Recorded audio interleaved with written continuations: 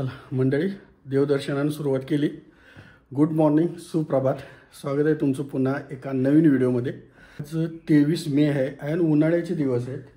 पण उन्हाळ्याच्या सुट्टीचं सगळीकडे माहोल असल्यामुळं मी सुद्धा एक आपली ट्रिप प्लॅन केलेली आहे. 5:30 वाजता निघायचं होतं, पण नेहमीप्रमाणे अर्धा तास ठीक आहे. 5:30ला निघालो आहे बरोबर. आणि आजच्या ट्रिपला मी आणि बरोबर मनीषा असं दोघंजण निघालो आहे बाईकवर. बाईक आपली बाहेर रेडी आहे, सगळी तयारी करून ठेवलेली आहे.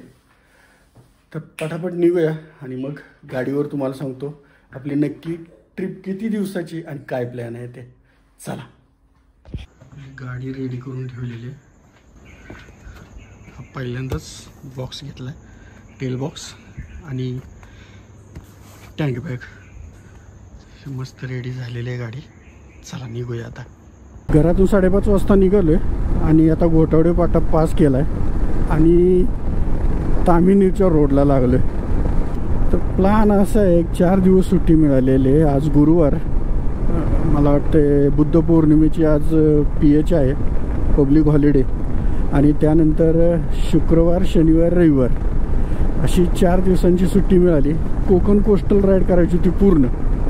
पण ॲक्च्युली आता पूर्ण कोकण कोस्टल राईड करायची म्हणल्यावर अलिबागपासून खाली वेंगुर्ला म्हणजे अंतर जास्त नाही आहे, पण फिरत जाण्यासाठी 4 दिवसात ते कवर होत नाही.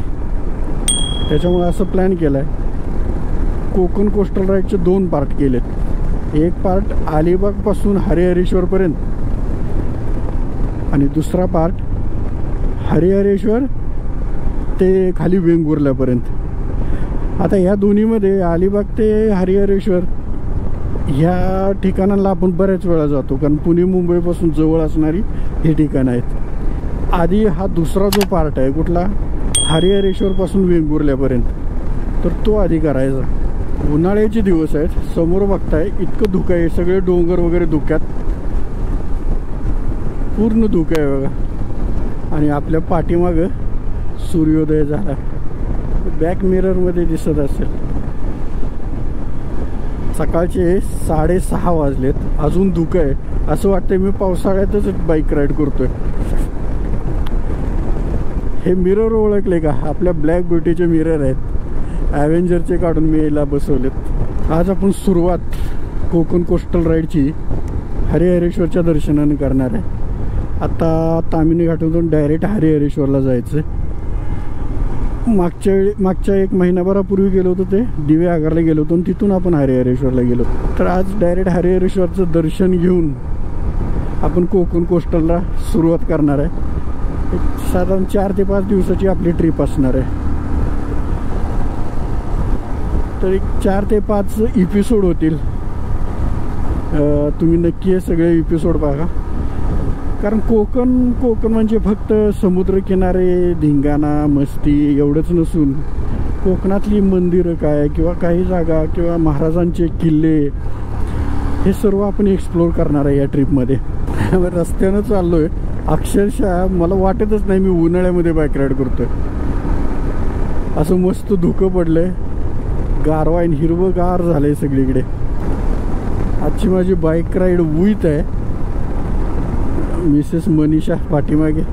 जास्त आज सामान घेतलेलं नाही, एक टँक बॅग आणि आत्ता नवीन घेतलेला टेल बॉक्स, JDRचा टेल बॉक्स घेतला आहे, पहिल्यांदाच वापरात घेतला आहे. हे प्रॉपर तामिनी गावाला बघा इथनं, म्हणून या गावाच्या नावावरून तामिनी घाट असं नाव पडलंय. वा, काय डोंगर दिसत आहेत मस्त. धुकं अजून हटलेले नाही आणि सूर्याचा सोनेरी प्रकाशाचा डोंगरांच्या वर पडलेला आहे. मी मुद्दामच मुक्कामाची ठिकाणं वगैरे काही बुक केलेलं नाही आहे, कारण बाईकवरून जाताना आपल्याला किती वेळ लागेल, किती वाजता तिथे पोचणार आहे, वेळेत पोचणार आहे की नाही हे काहीच माहीत नसल्यामुळं टोटली ब्लँक निघालेलं आहे. जिथं पोचू तिथं मुक्काम करायचा. बघू आता कसं ॲडजस्ट होतं आहे त्याप्रमाणे. किती दव पसरलेलं आहे बघा, अक्षरशः मस्त हिरवगार आवाज झाले, जणू पावसाळा सुरू झालाय. आणि हा सुंदर रस्ता, क्या बात आहे. तर हा आला मध्य तामिनी घाटाचा इथून आपण डोंगराच्या पलीकडे जाणार आता.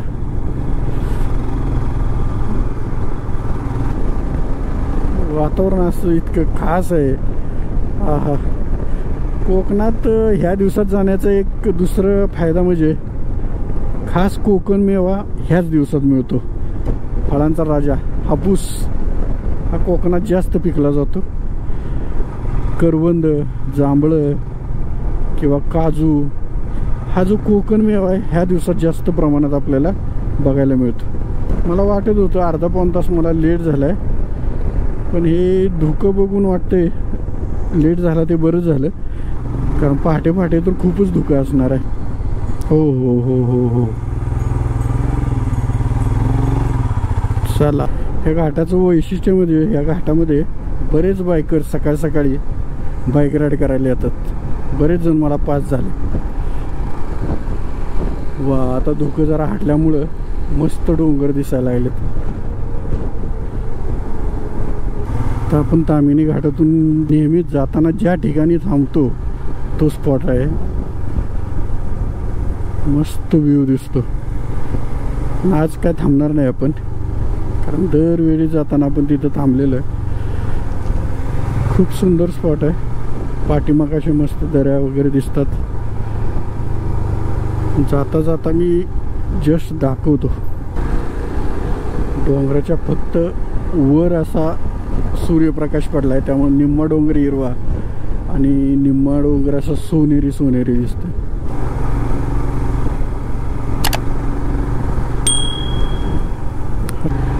खाली जाताना ह्या घाटातून ह्या स्पॉटला थांबतोच, तोच हा स्पॉट. आता चहाची टपरी वगैरे झाली, पहिलं काही नव्हतं. आणि ही पाठीमागची अशी व्हॅली मस्त दिसतं. बरोबर 8 वाजले आणि आपण आता माणगावला आलोय. मुंबई गोवा हायवे आता लागेल आडवा आपल्याला. असा मध्ये 10-15 मिनिटाचा आपण हे घेतलं की कोकण रेल्वे माणगाववरून जाते. हां, आता कुठेतरी नाश्ता करू. काहीच खाल्लेलं नाही आहे, बऱ्यापैकी भूक लागली आता. पहिला नाश्ता मेदूवडा, सांबर. माणगाव सोडल्यावर आत आल्यानंतर असं प्रॉपर कोकणी फील आता यायला सुरुवात झाली. उतरत्या छपराची घरं. कुठलं गाव आहे हे? खूप सुंदर गाव आहे. माणगावमध्ये नाश्ता केला, जवळजवळ अर्धा तास नाश्त्यामध्ये गेला. 8:30 वाजले आता. आपण 5:30ला घरातून निघालो. 8:30 3 तास झाले म्हणजे.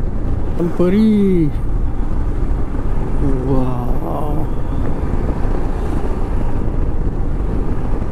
कोकणातले रस्ते आणि कोकण. आता व्ह्यू बघा कसा आहे. वा वा वा वा वा वा, क्या नजारा है.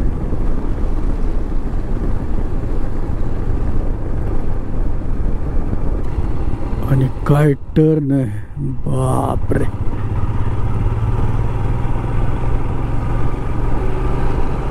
शार्प.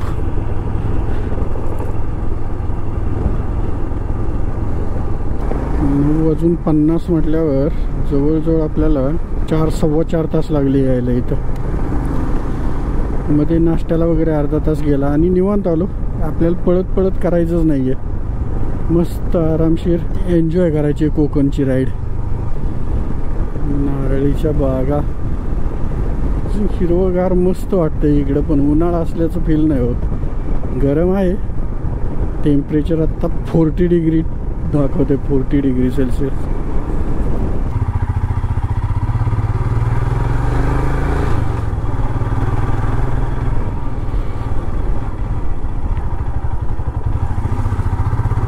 इथून आत मुक्काम केलेलं घरगुती मुक्कामाची सोय असते.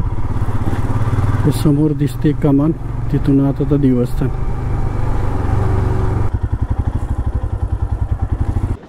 दहा वाजता बरोबर हरिहरेश्वरच्या दर्शनाला आलो इथे.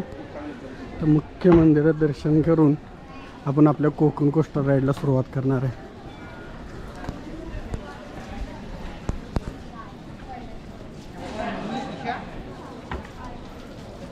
आत काय व्हिडिओ कॅमेरा अलाउड नाही आणि मागच्या वेळी मी आतले शूटिंग करून मागचा व्हिडिओ पाहिला तो तुम्हाला दिसेल त्यामध्ये. डिहायड्रेशनवर उपाय हा रिहायड्रेशनचा आहे.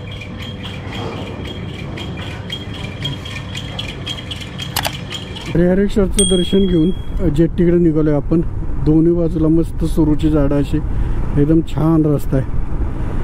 थांबलं की जीव नकोसा होतो आहे गरमीनं.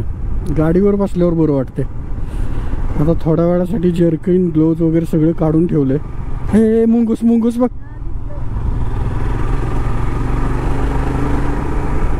वा वा चांगला योग आहे आज. हां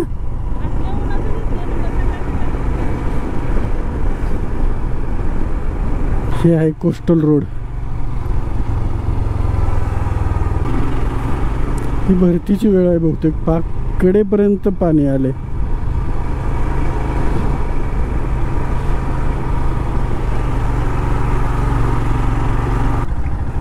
आपल्या कोकण कोस्टल राईडची पहिली जेट्टीचा प्रवास आता आपण करणार आहे. हरिहरेश्वर पासून 1.5-2 किलोमीटरवर आहे फक्त हे.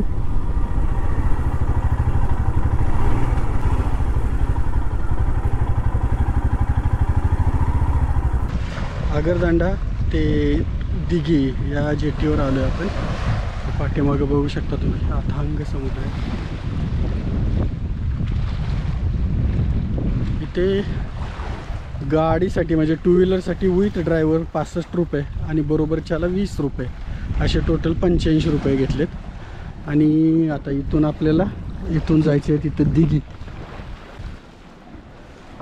जेट्टी आल्यानंतर त्यामध्ये विथ गाडी आपण प्रवास करणार आहे.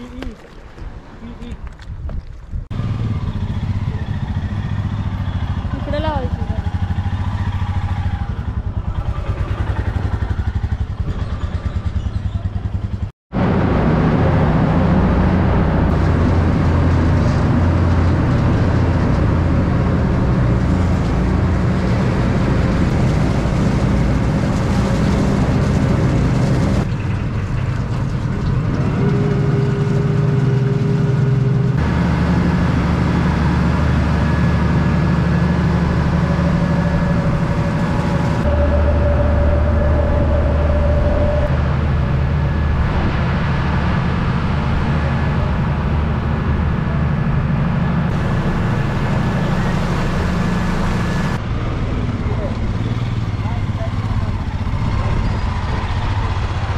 आमच्या समोर 800 जे चाललेले आहे ना ती त्या जेट्टीमध्ये ओळख झाली त्यांची. ते पुणे भागातलेच आहे, सासवडचे इथले वीर गावचे. तर त्यांच्या मिसेस इकडे कधी काळ्या होत्या शिक्षिका म्हणून, त्यामुळे ते देवाला इकडे आलेत. आणि मला जे पहिलं डेस्टिनेशन आहे ह्याच्यानंतर ह्या जेट्टीनंतर केळशी, तर तेही तिथंच चाललेत. वेळास मार्गे आता केळशीला चाललो आहे आपण. पण समुद्राच्या कडेकडेनं चाललेलो आहे. केळशीला जायला 2 मार्ग आहेत. इकडून एक वेळास मार्गे आणि पलीकडून एक रस्ता जातो. पण हा कोस्टल रोड आहे म्हणजे समुद्राच्या कडेकडेनं जाणार. त्यामुळं आम्ही पण हा प्रिपेअर केला आहे.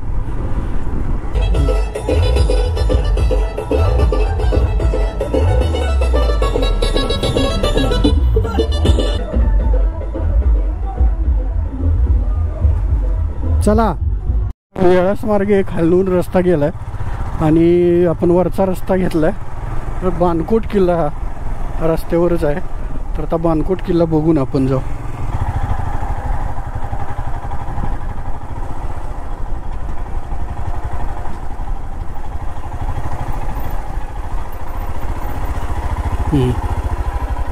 वा जेट्टीतून उतरल्यानंतर आता मी आलोय बाणकोट किल्ल्यावर.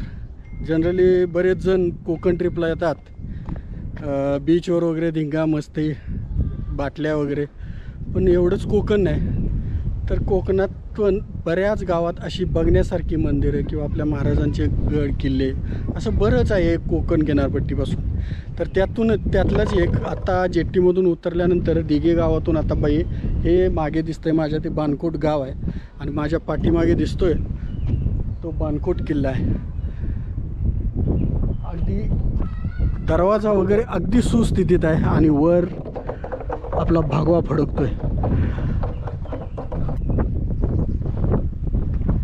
आणि बाजूनं हा अथांग पसरलेला समुद्र आहे, पाहू शकता. आता किल्ल्यामध्ये आज जाऊ. आज जायची आजी महाराजांना मुजरा. रत्नागिरी जिल्ह्याचे उत्तरेकडचे शेवटचे टोक म्हणजे बाणकोट. सावित्री नदीच्या दक्षिण तीरावर खाडीच्या मुखाशी टेकडीवर बाणकोटचा किल्ला आहे. विजापूर करापासून 1548मध्ये हा किल्ला पोर्तुगीजांकडे व नंतर 16व्या शतकाच्या मध्यात मराठ्यांकडे आला. ब्रिटिशांच्या काळातही जलवाहतुकीसाठी बाणकोट किल्ला व खाडीचे महत्त्व होते. बाणकोट गावातून थेट किल्ल्यापर्यंत जाणारा डांबरी मोटार रस्ता आहे. इसवी सन 1800च्या सुमारास मुंबईहून समुद्रमार्गे महाबळेश्वरला जाण्यासाठी बाणकोट व तेथून सावित्री नदीच्या खाडीतून जावे लागे. या मार्गाने आर्थर मॅलेट मुंबईहून महाबळेश्वरला जायला निघाला. त्यावेळी त्याची 25 वर्षाची पत्नी सोफिया व अवघ्या 32 दिवसांची मुलगी एलेन व्हॅरिएट यांना घेऊन जाणारे बोट 13 खलाशांसह बाणकोट खाडीत बुडाली. याच किल्ल्यावरच्या दफनभूमीत त्यांचे स्मारक मॅलेट मेमोरियल आजही पाहायला मिळते. या दुःखद प्रसंगानंतर महाबळेश्वरला गेलेला आर्थर मॅलेट सावित्री नदीच्या उगमापाशी उंच कड्यावर जाऊन आपली प्रिय पत्नी व मुलगी याच नदीच्या दुसऱ्या टोकाशी चिरविश्रांती घेत आहेत या भावनेने एकांती बसत असे. तोच आजचा महाबळेश्वरचा सुप्रसिद्ध पॉईंट आर्थर सीट.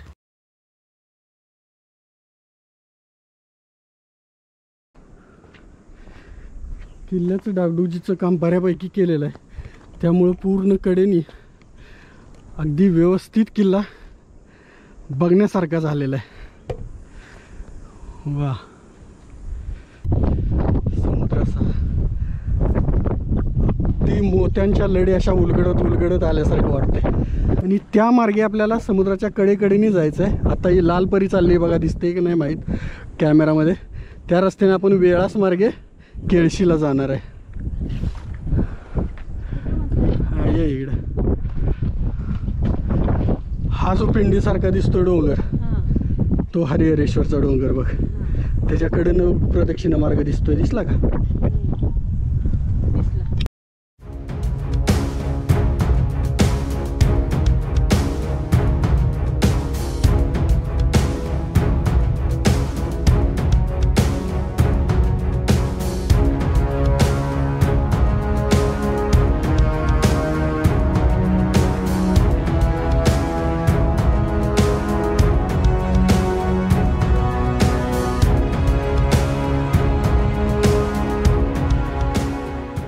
क्या बात आहे, एक नंबर.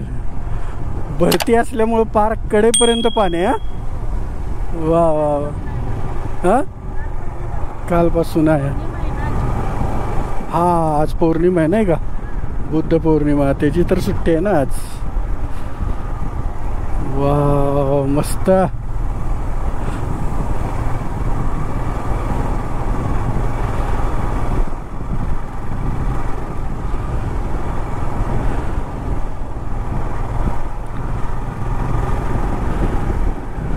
बाणकोट किल्ला बघून इतका खुश झालोय मी. हा हा हा हा हा, क्या बात आहे. वा, आता केळशीमध्ये महालक्ष्मी मंदिर आहे, तिथं दर्शन घ्यायचं मस्त. बरोबर समुद्रकडेपर्यंत आपल्या साथीला आहेच. हा हा हा हा, बघ समोर. थांबायची इच्छा होती खरं जरा.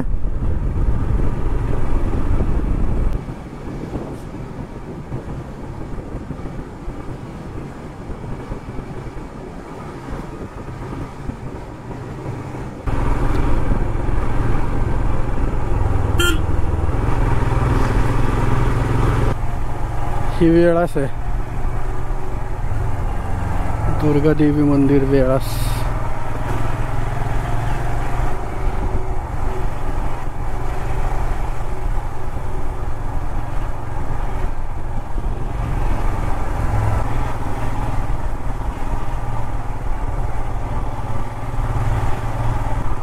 इथनं बीचवर जायला रस्ता आहे, हे बघ. नको ना जायला बीचवर का जाऊन यायच नको आता असल्या उन्हाच इकडे ते 2 तास अशा रस्त्यानं मी चाललोय बाणकोट सोडल्यापासून तरी अजून केळशी 10 किलोमीटर आहे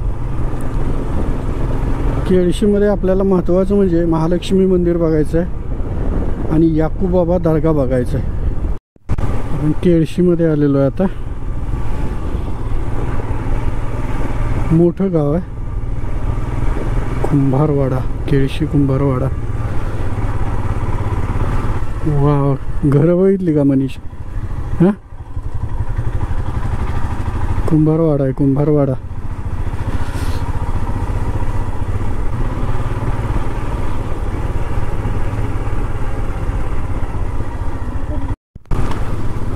हां हे जे समोर दिसतंय वा मोठं मंदिर आहे महालक्ष्मी प्रसन्न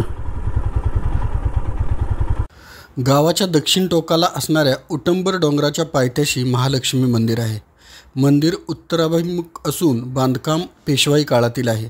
मंदिरापुढे धर्मशाळा बांधली असून त्यात गणपती व शंकराची पिंडी आहे. या संपूर्ण मंदिराला 8 ते 10 फूट उंचीची दगडी तटबंदी बांधलेली आढळते. या देवळाला 2 घुमट असून एका घुमटाखाली महालक्ष्मीचे स्वयंभू स्थान आहे व दुसऱ्या घुमटाखाली सभागृह आहे. सभागृहात प्रवेश करण्यासाठी 3 बाजूनी दरवाजे आहेत.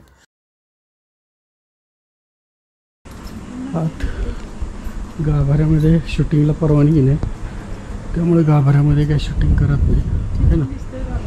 कुठनं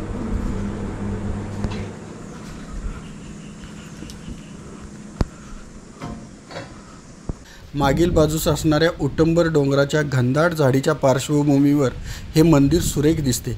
येथे चैत्र शुद्ध अष्टमी ते चैत्र शुद्ध पौर्णिमा मोठा उत्सव असतो. कोकणातील भाविकाने कोल्हापूरच्या अंबाबाईला बोललेला नवस तेथे जाऊन फेडणे शक्य नसेल तर या महालक्ष्मी मंदिरात तो फेडला तरी चालतो असे येथील महात्म्य आहे.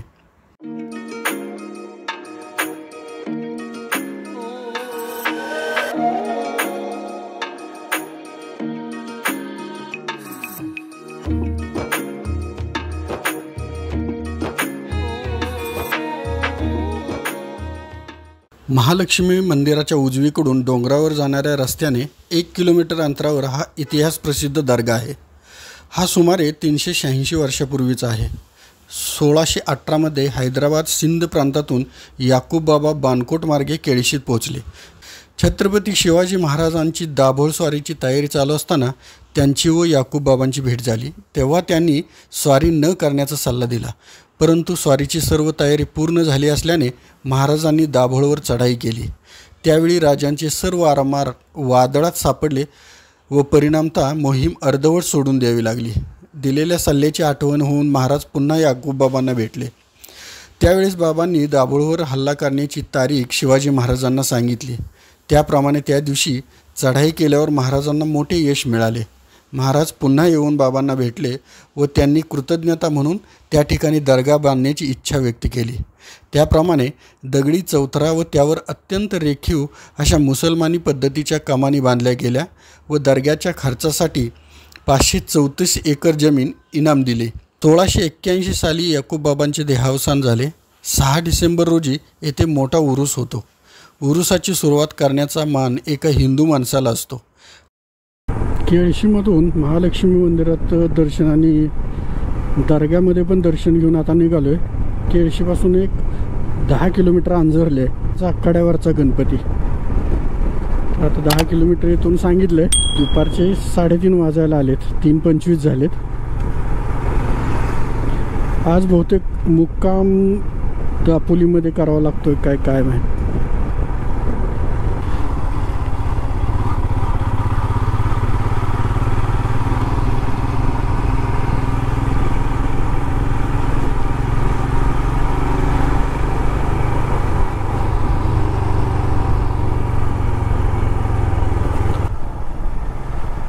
केळशीवरून आंजर्लेला जाताना पण उजव्या हाताला असा कंटिन्युअस समुद्र आहे.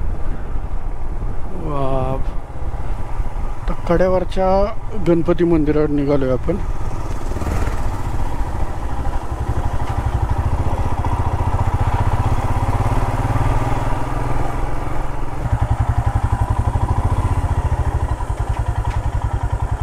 उतरा, मी लावून येतो कुठेतरी. कड्यावरील श्री गणपती देवस्थान अंजरले.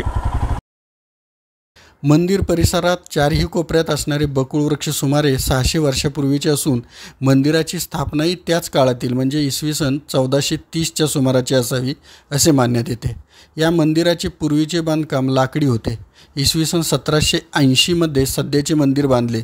हे मंदिर पेशवेकालीन वास्तुरचनेचा उत्तम नमुना आहे. अंजर्ल्याचे रामकृष्ण हरिभट निस्सुरे यांच्या प्रयत्नाने पुण्यातील वासुदेव रघुनाथ घाणेकर आणि अन्य धनिक यांच्या आर्थिक सहाय्याने सुमारे 12 वर्षाच्या कालावधीत हे मंदिर बांधून पूर्ण झाले. मंदिर पूर्वाभिमुख असून मोठे सभागृह, अंतराळ व गर्भगृह अशा रचनेचे आहे. सभागृहाला 3 बाजूने आत येण्यास दरवाजे असून वरती मोठा घुमट आहे. गर्भगृहावर उंच शिखर असून त्याची रचना कलात्मक आहे.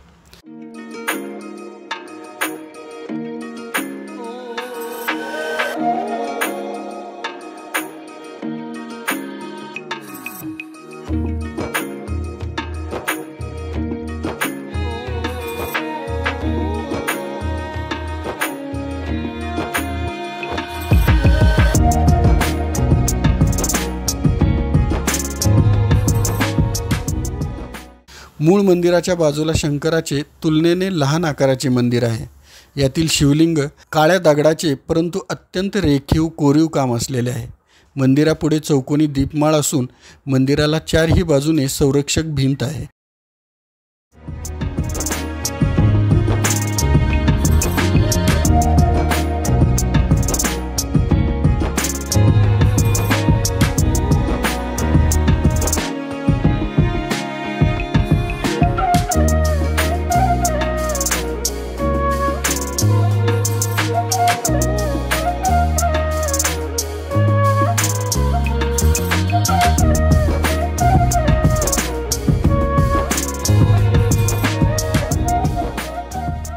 कड्यावरचा गणपती समोर दिसतोय. त्याच्यापासून 2 मिनिटाच्या अंतरावर एक गणपतीचे पाऊल म्हणून आहे.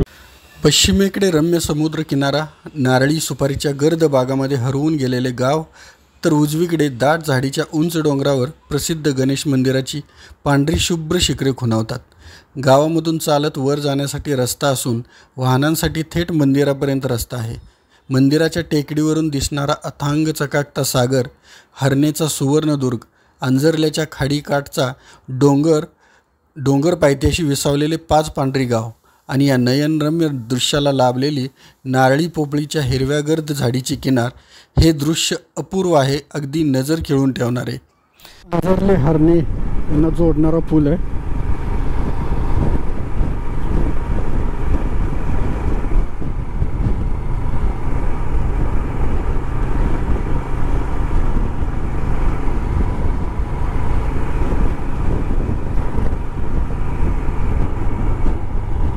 मच्छी मोरांची बोटी बघितलं हो, बघ कारखानेच आहे तिकडे.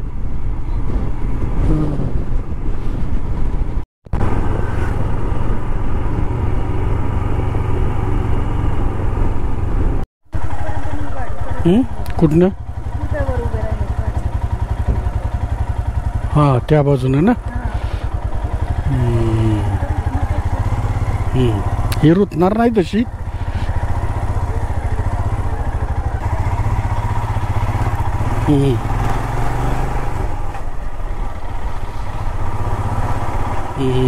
हे हरणे बंदर आणि तो आत दिसतोय तो सुवर्णदुर्ग. बघ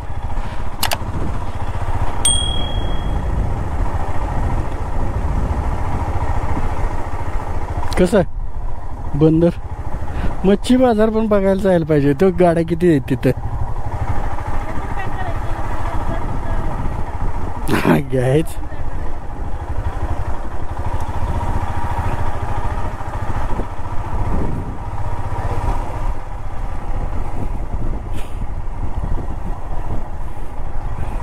भारीच दिसतंय पण हा.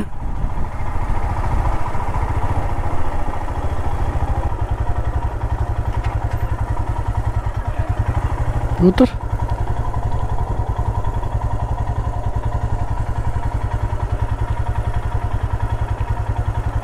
दोन मिनिटं थांबू.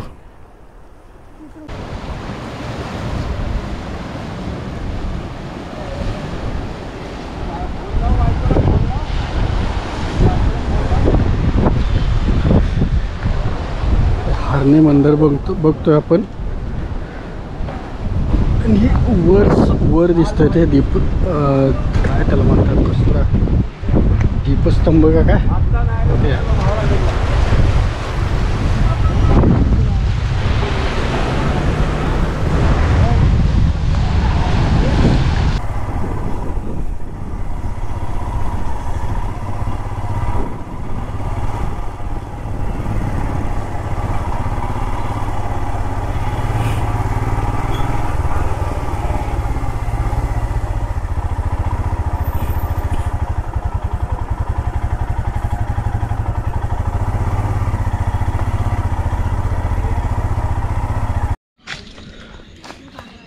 केशवराज मंदिराकडे जाणार रस्ता आहे, पण ही सूचना महत्त्वाची, सगळ्यांनी वाचून आत गेलं पाहिजे. इथून दुचाकी फोर 4 चाकी कोणालाही प्रवेश नाही वाडीमध्ये, इथून चालत जायचं.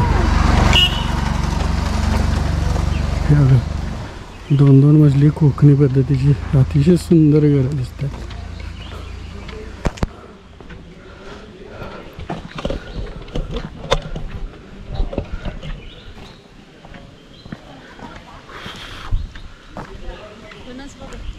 हां,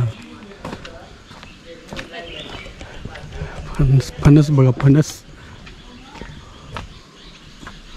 किती लागलेत ना. हां ना,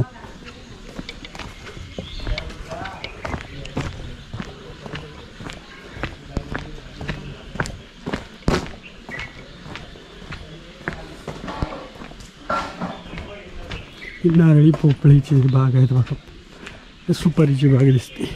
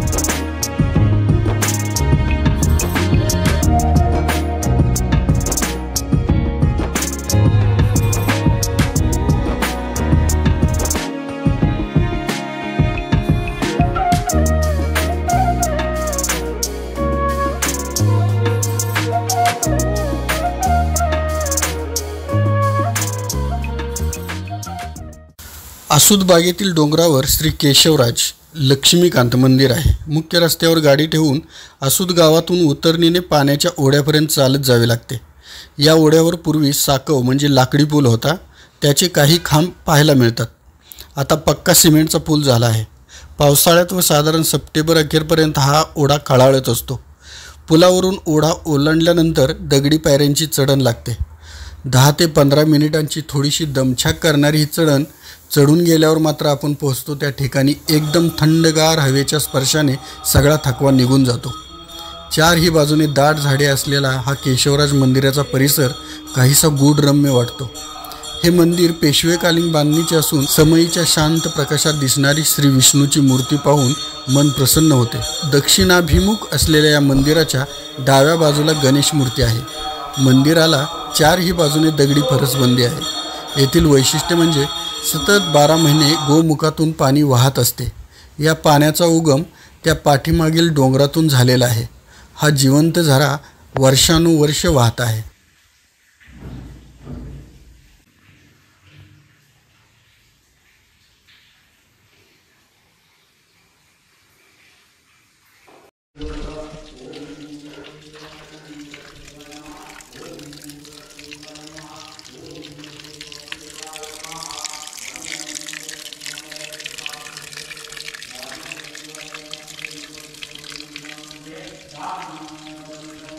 चला तर मंडळी, आजच्या पहिल्या दिवसाची राईड आपण आज इथंच समाप्त करणार आहोत.